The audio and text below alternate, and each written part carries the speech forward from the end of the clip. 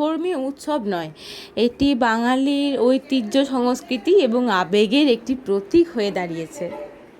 এই দিন ভগবান জগন্নাথ, বলরাম, সুভদ্রা দেবীর রথ টানার জন্য শয়ে শয়ে মানুষ একত্রিত হয়।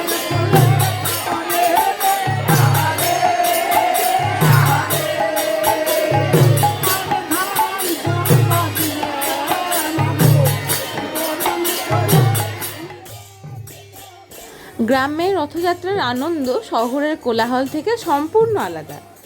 এখানে চারিদিকে নাম সংকীর্তনের সুর, ঢাক, ঢোল, করতালের আওয়াজ এসব বাতাসে ভেসে বেড়ায়।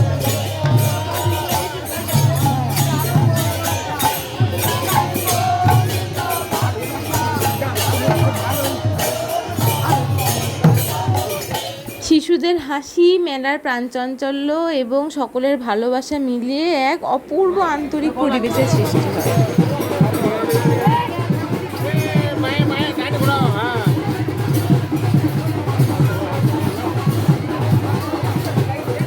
মেলার বিভিন্ন প্রান্তে আনন্দের জোয়ার বয়ে যাচ্ছে, আর তেলে ভাজার গন্ধে পুরো প্রান্তর মোমো করছে। পাঁপড়, জিলিপি, চপ, লবঙ্গ লতিকার দোকানগুলোতে স্থানীয় মানুষের ভিড় দেখার মতন, চোখে পড়ছে সকলের মুখে হাসি আর আনন্দ। আর এই উৎসবের সকল আকর্ষণের কেন্দ্রবিন্দু হলো ভগবান জগন্নাথ, বলরাম আর সুভদ্রা দেবীর এই তিনটি সুসজ্জিত রথ। একে একে রথগুলি সামনের দিকে ধীরে ধীরে এগিয়ে যাচ্ছে তাদের মাসির বাড়ির উদ্দেশ্যে।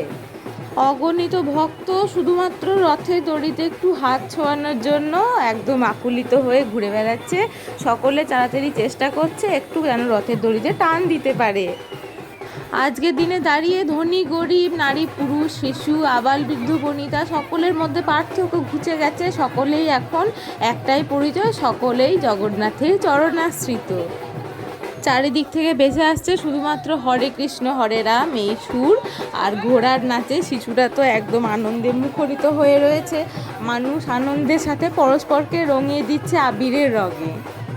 আর সর্বোপরি সকলের মুখ থেকে কিছুক্ষণ পরপরই ভেসে উঠছে জয় জগন্নাথ এই ধ্বনি।